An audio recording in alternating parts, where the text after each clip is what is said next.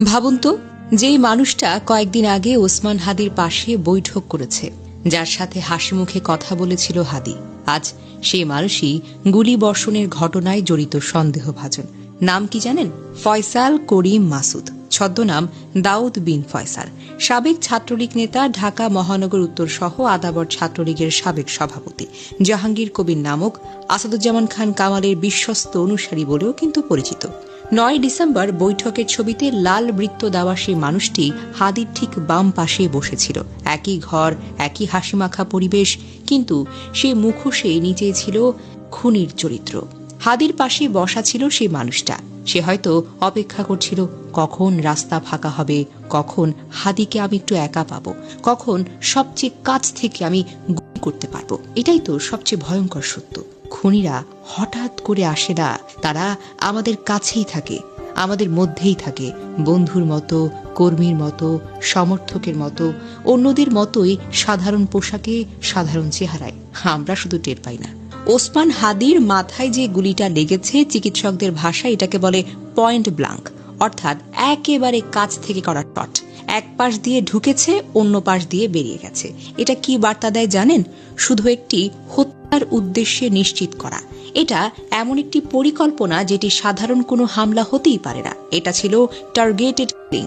12 December দুপুর সেই সুযোগেরও বিজয়নগরের রাস্তায় একটা সাধারণ রিকশায় হাদি যাচ্ছিলেন অজান্তে, পেছনে মোটরসাইকেল, হেলমেটধারী 2 জন। পেছনের লোকটা হয়তো সেই ফয়সালের একটা ছায়া। পিস্তল তুলল, গুলি ছুড়ল খুব কাছ থেকে, মাথায়, ডান কানের ওপর দিয়ে ঢুকলো গুলিটা। শক্ত খুঁড়ি ফুটো করে হাড়ের টুকরো ছিটকে মস্তিষ্কে চিরে ফেলল। বাম পাশ দিয়ে বেরিয়ে গেল রক্তের ঝর্ণা দিয়ে, যেন একটা ছুরি দিয়ে মাথা চিরে ফেলা হয়েছে। রাস্তায় রাস্তায় রক্ত, রিকশায় রক্ত, হাদির শার্ট লাল। প্রত্যক্ষদর্শীরা বলেন, শব্দটা শুনে পা কেঁপে উঠল সবার। এখন হাদি এভার কেয়ারের আইসিইউতে, মাথা খোলা, খুলির হাতটা ফ্রিজে, ধকধক করছে ব্যান্ডেজের নিচে। ভেন্টিলেটরে শ্বাস, চোখ খোলা, কিন্তু দেখে না। হার্ট রেট ওঠানামা, কখন যে থেমে যাবে কেউ বলতে পারে না। একটা তরুণ জীবন যে গণতন্ত্রের মাটিতে দাঁড়াতে চেয়েছিল, আজ মৃত্যুর পাঁজরে আটকে আছে। কেন বলুন তো? কারণ সে স্বতন্ত্র প্রার্থী হতে চেয়েছিল, ইনকিলাব মঞ্চের মুখপাত্র হয়ে জুলাইয়ের আন্দোলনের স্বপ্ন বয়ে আনতে চেয়েছিল। এটা আগ্রাসন নয়, এটাকে বলে নৃশংসতা, ভয়ঙ্করতা, ধিক্কার। যারা এমন করে তারা মানুষ হতে পারে না, তারা হবে দানব। ফয়সালের মতো সদ্ভাবের মুখোশে লুকিয়ে থেকে পেছন থেকে ছুরি মারে।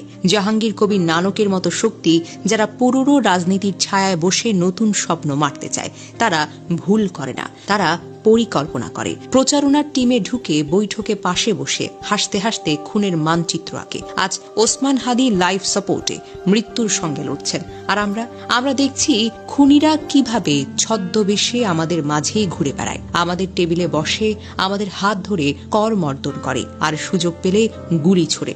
এই বাস্তবতা আমাদের সবাইকে একটা প্রশ্ন করে, আচ্ছা, আমি কাকে বিশ্বাস করব? কাকে বিশ্বাস করা যায়? আমি কার পাশে বসবো? কার সঙ্গে ছবি তুলব? খুনি কি সত্যি আলাদা করে চেনা যায়?